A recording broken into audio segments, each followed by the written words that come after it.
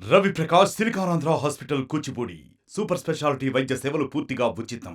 తిరుమల తిరుపతి దేవస్థానంలో గత 5 సంవత్సరాలు పరిపాలన వైఎస్ జగన్ పరిపాలనలో జరిగిన అవినీతి ఒకటి అంతా ఇంత కాదు, చాలా లోతుగా దర్యాప్తు చేస్తున్నా కూడా ఇంకా తువ్వే కొద్దీ అక్రమాలు అన్యాయాలు అవినీతి బయటపడుతుంది.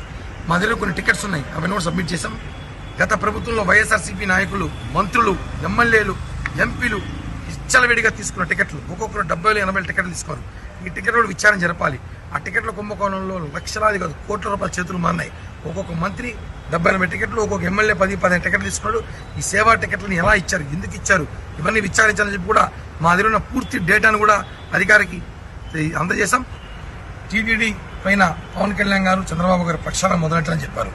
టీటీడీలో శ్రీవాణి ట్రస్ట్ పేరుతో పెద్ద కుంభకోణం జరిగిందని పవన్ కళ్యాణ్ గారు ఏ రోజు చెప్పారు, ఆ రోజు నుంచి టీటీడీ వివాదాస్పదంగా మారిపోయింది. ప్రతి టికెట్ కూడా ఎంక్వైరీ చేసే అవసరం ఉంది చెప్పి పవన్ కళ్యాణ్ గారు చెప్పడంతో జనసేన పార్టీ నాకు సీరియస్గా తీసుకున్నాం. దీని మీద 3 రోజుల క్రితం మేము ఇక్కడ ఎవరైతే స్టేట్ విజిలెన్స్ ఎన్ఫోర్స్మెంట్ ఆఫీస్ అక్కడికి వెళ్ళి ఒక లెటర్ ఇచ్చాం.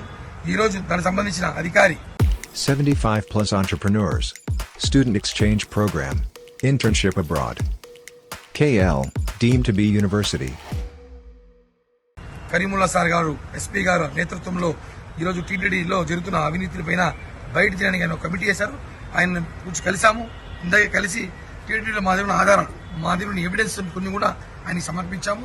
ఆయన చెప్తున్నారు, ఎవరైనా బాధితులు ఉంటే శ్రీవారి ట్రస్ట్ కానివ్వండి, గత ప్రభుత్వంలో బెదిరించి భయపెట్టే దర్శనాలు చేయించడం కానీ, కొండపైన ప్రాజెక్టులు చేసుకున్నా కానీ, ఎటువంటిది ఉన్నా సరే అల్లిపిరి టోల్ గేట్ నుంచి తిరుమలలో ఏమి జరిగినా ఎవరు బాధితులున్నా రండి, మాకు తెలియజేయండి. ఇప్పటికీ చాలా మంది బాధితులు వచ్చారంట, వచ్చి కంప్లైంట్ ఇవ్వండి.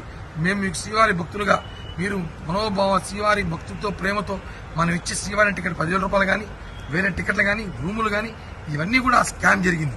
ఇవన్నీ కూడా బయట తీసుకొస్తాం. ప్రజలు సహకరించాలి, భక్తులు సహకరించాలని చెప్పి కోరారు. ఖచ్చితంగా భక్తులందరూ కూడా అలాగే ఎవరైతే శ్రీవారి భక్తులు ఎవరైతే టికెట్లు కొన్నారో, ఎవరైనా మోసం చేసో, ఎవరైనా ఇబ్బంది పెట్టో, ఏమైనా టీటీడీ వాళ్ళు మనం వసూలు చేసి ఉంటే అవన్నీ ఎస్పీ గారి దృష్టికి తీసుకురావాలి.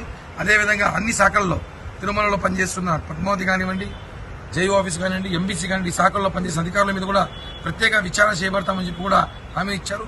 అది త్వరలో దొంగలంతా పట్టుకుంటారని చెప్పి కూడా ఆశిస్తున్నారు. మరిన్ని వీడియోస్ కోసం ఛానల్ ని సబ్స్క్రైబ్ చేయండి, లేటెస్ట్ అప్డేట్స్ కోసం వాట్సాప్ ఛానల్ ని ఫాలో చేయండి అండ్ లింక్ డిస్క్రిప్షన్ లో ఉంది.